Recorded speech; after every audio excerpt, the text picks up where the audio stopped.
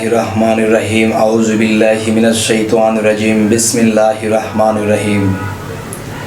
হে জগতবাসী, হে সকল ধর্মবাসী, হে সমস্ত মুসল্লিগণ, আজকে যে আলোচনাটি আপনাদের সামনে নিয়ে আসলাম, সে আলোচনাটি যারা বোঝে নাই, যারা শোনে নাই এবং যারা এটা বিশ্লেষণ করে নাই, তারা অবশ্যই বলবে যে এটা কি করে মানতে পারি, এটা মানতে পারি না। তবে দেখেন, কোরআন ও হাদিসের দিকে যদি আমরা লক্ষ্য করি, তাহলে কোরআন হাদিস কিছু কিছু হাদিসে স্পষ্ট বলেছে, কিছু কিছু কোরআনের আয়াতে অস্পষ্ট বলেছে, স্পষ্ট বলেছে। এই জন্যই বলা হয়েছে সূরা হামিমের মধ্যে যে কিতাবুন ফুসসিলাত আজাতু কোরআনান আরাবিয়ান, এই এক গ্রন্থ আরবি কোরআন রূপে অবতীর্ণ, এর বাক্যসমূহ জ্ঞানীদের জন্য। এই কোরআনের আয়াত এবং সহি হাদিসের যে বিষয়গুলো, এগুলা জ্ঞানীদের জন্য, অজ্ঞানী বুঝবে না। আর অজ্ঞানী বুঝবে না বলে কি পড়বে না? না, এটা জ্ঞানীদের কাছে এটা পরামর্শ করে বুঝতে হবে যে আমি এই জিনিসটা বুঝি না, এই আয়াতে কি বলেছে আমি বুঝি না। তখন দেখা গেছে একজন জ্ঞানী সেখান থেকে রিসার্চ করে তাকে বুঝিয়ে বলবে। তো আজকে যে বিষয়টি আলোচনা করব সেটি হলো যে মানুষ মরিলে পৃথিবীতে আবার জন্ম হয় কি না। তবে কোরআনের মধ্যে যদি এই কথাগুলো কোনো আয়াতে থাকেও কিন্তু স্পষ্ট না, অস্পষ্ট। যদি সূরা হজ্জের মধ্যে যাই, যে আল্লাহ সূরা হজ্জের মধ্যে বলতেছে যে আমি মাটি থেকে আবার মানুষকে তুলব। কোথায়? সেটা হাসরের মাঠে। হাসরের মাঠটি কোথায়? হাসরের মাঠ শব্দের অর্থ কি? হাসর শব্দের অর্থ কি? যদি বলি যে হাসর শব্দের অর্থ যে হাসর মাঠ, তার মানে মরুভূমির মাঠ, বালুচর, তাহলে এখানে আজকে 1000 বা 1500 বছর আগে এখানে বালুচর আর বালুচর, মরুভূমি আর মরুভূমি ছিল। এখন মানুষ বেড়েছে, মানুষ বিল্ডিং করেছে, বাড়িঘর করেছে, এখন সেটাকে মরুভূমি বলে না। তাহলে হাসরের মাঠটি কোথায়? এখানেই। যেমন আরেকটু ইঙ্গিত করি যে হাসর শব্দের অর্থ মরুভূমি বা বালুচর, তাহলে হাসরের দিন ছেলে মাকে চিনবে না, মায়ের সন্তানকে চিনবে না, নিজের স্ত্রীকে নিজের স্বামী চিনবে না, নিজের মেয়ে নিজের মাকে চিনবে না, সেই হাসরের দিন। তাহলে এখন বর্তমানে লক্ষ্য করেন যে একটা বাবার যদি 7 জন সন্তান থাকে, এর মধ্যে 4 জন সন্তানকে সম্পদটা একটু বেশি দিল, আবার 3 জন সন্তানকে সম্পদ কম দিল, তখন এই বাবাকে কিন্তু সেই 3 জন আর চিনবে না যে এই 4 জন সন্তানকে বেশি সম্পদ দিছে, আমাদেরকে কম দিছে, বাবাকে মেরে ফেলবে বা বাবাকে মানবে না। তখন বোঝা গেল যেই বাবা এত ছোট থেকে এত কষ্ট করে লালন পালন করে বড় করলো, এখন দেখা গেছে যে সেই সম্পদের জন্য নিজের বাবাকেও চেনে না, মেরে ফেলে, নিজের মায়েকেও চেনে না, মেরে ফেলে, নিজের সন্তানকেও চেনে না, মেরে ফেলে। তাহলে বোঝা গেল কি যে আমরা বলে থাকি হাসরের ময়দানে কেউ কাউকে চিনবে না। আরে বাবা, এখানেই তো চিনে না। স্বার্থের জন্য কেউ কাউকে চিনে না, গলায় ছুরি ধরে। পেপার খুললে, ইউটিউব খুললে, ফেসবুক খুললে আমরা দেখতে পাই যে নিজের সন্তানকে নিজে মেরে ফেলেছে, সন্তান নিজের পিতাকে মেরে ফেলেছে। তাহলে কিসের জন্য? স্বার্থের জন্য। কেউ কাউকে চেনে না। তাহলে সেটা কোথায়? বলা হয়েছে যে কেউ কাউকে চিনবে না, ইয়ানাফসি করবে। সেটা কোথায়? হাসরের মাঠে। হাসরের মাঠ শব্দের অর্থ কি? আরবি পড়ি বলে আমরা বাংলা রিসার্চ করি না, যার ফলে আমরা হাসরের দিন বিচার হবে, হাসরের দিন আল্লাহ এটা করবে সেটা করবে। কিন্তু হাসর শব্দের অর্থের মধ্যে যদি যাই, তাহলে কিছু কিছু মানুষ বলে কি যে হাসর হইল মানুষ একাত্র করার জায়গাকে হাসর বলা হয়। তাহলে আমরা সকলে কি একাত্র আছি না? আমরা কি বন জঙ্গলায় থাকতে পারবো? তাহলে আমরা যারা আছি সবাই তো এখানেই আছি, একাত্র হয়ে আছি। আমার প্রতিবেশী আছে, আমার বউ বেডি স্ত্রী মা বাবা নিয়ে আমি একাত্র হয়েই তো আছি। এখন যে কথাটি বলবো, মানুষ পৃথিবীতে জন্মায় কিন্তু মৃত্যু হয় তার দেহটা, দেখা যায় সে আত্মার মৃত্যু নেই। এখন আত্মাকে সাজা দিতে হলে দেহের মধ্যে ভরতে হবে। তাহলে দেখা গেছে আল্লাহ সূরা হজ্জের মধ্যে বলেছে আমি মানুষকে আবার মাটির সেই গেজা রূপে আমি আবার মানুষকে মাটি থেকে তুলে আনবো। কেন?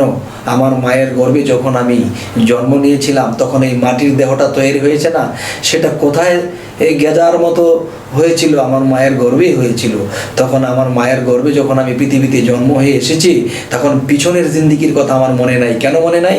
এই একটা কথা বলা হয়, এই মাথা বা হেড, এখানে আমার ব্রেন, এই ব্রেন, মাটির ব্রেনটা সেই মাটির সাথে মিশে গেছে।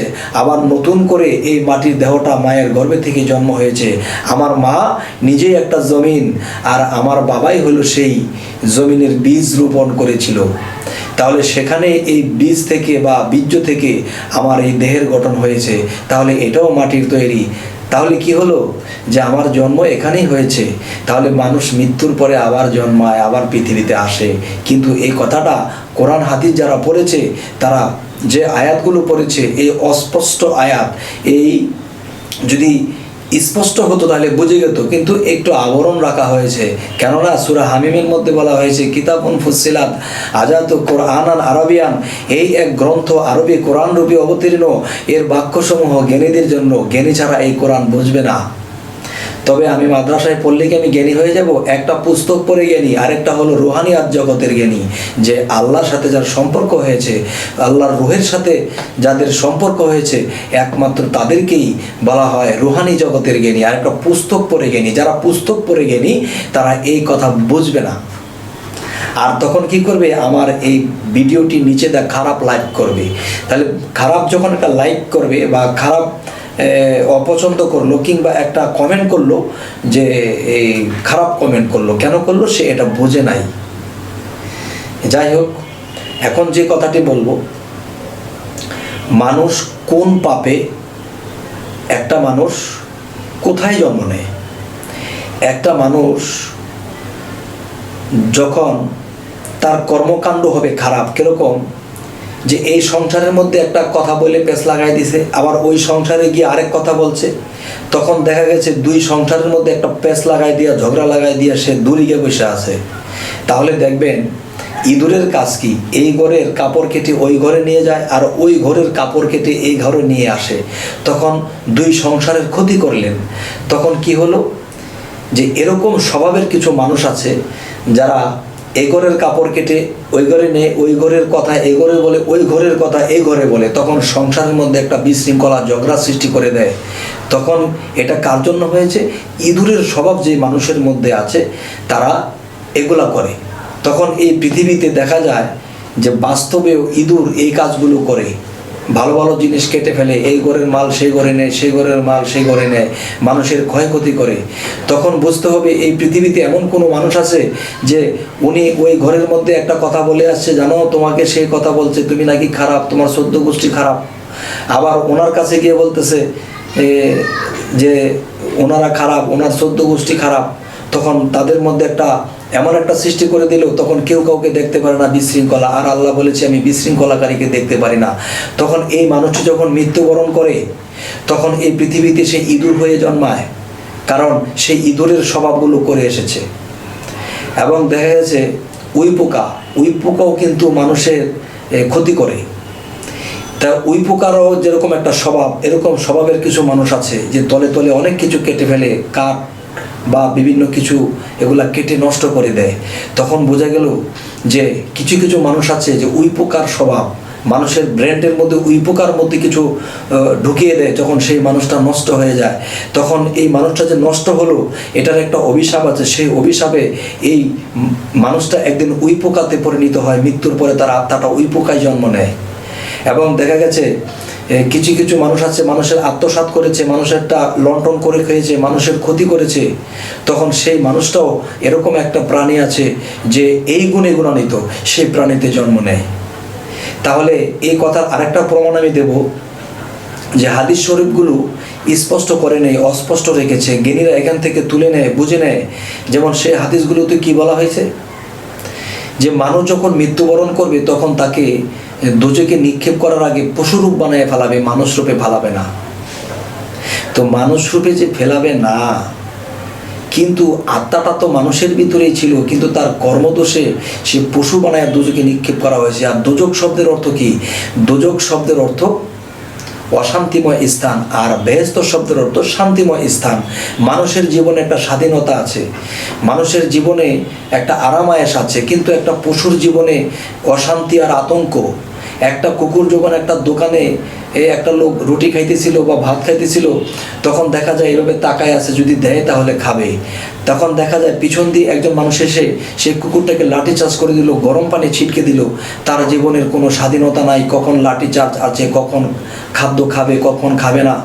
শীতের সময় মানুষ যখন ল্যাপ তোষক দিয়ে ঘুমাইতেছে, কিন্তু একটা কুকুর সেই উঠানের মধ্যে বসে হু হু হু হু করে কাঁদতেছে, আর সে বুঝতে পারতেছে যে আমিও কোনো জন্মে মানুষ ছিলাম, তখন আমার কর্ম খারাপ ছিল, আমি মানুষেরটা কেড়ে মেরে খাইতাম, তাই আজকে আল্লাহ আমাকে এই কঠিন সাজা দিয়ে আমাকে কুকুরের রূপ বানিয়ে সেই আত্মাটা কুকুরের ভিতরে ভরে দিয়েছে। এখন শীতে কষ্ট করে মানুষের কাছে খাবার পায় না, বা কোনো জায়গায় এক কুকুর আরেক কুকুরের সাথে ঝগড়া লাগতেছে, কোনো খাবারের ব্যবস্থা নাই, একটা খাবার পেলে 4-5টা কুকুর এসে কামড়াকামড়ি করে। তাহলে এই জিনিসগুলো বিগত জন্মের যে যারা এই খারাপ করেছিল, তখন আল্লাহ কোরআনে বলেছে যে যে যা করবা ঠিক তাই পাবা। এখন তারা কুকুরের স্বভাব করেছিল, কেউ উই পোকার স্বভাব করেছিল, কেউ ইঁদুরের স্বভাব করেছিল, মানুষের ক্ষতি করেছিল, তারা সেখানেই জন্ম নিয়েছে। আর হাদিস শরীফ বলেছে যে মানুষকে যখন দোজখে নিক্ষেপ করা হবে, তখন মানুষ রূপে ফেলানো হবে না, তাকে পশু বানায় ফেলানো হবে। তাহলে আমরা কি দেখতে পাচ্ছি না? যাই হোক, এই কথাগুলো কেউ মানবে, কেউ মানবে না। কেউ যদি না মানে আমার কিছু করার নেই, কারণ কোরআন ও হাদিসে অস্পষ্ট লেখা হয়েছে, স্পষ্ট লেখে নাই। এই স্পষ্টগুলো কে করবে? যারা আল্লাহর ওলি, যারা গুরু মুর্শিদ, তারা এখানে স্পষ্ট করে বলে দেবে। যাই হোক, এই কথাগুলো যদি কারো বিশ্বাস হয় এবং জ্ঞানে ধরে, তাহলে আমরা এরকম মানুষের ক্ষতি করব না, এরকম প্যাঁচ লাগাবো না।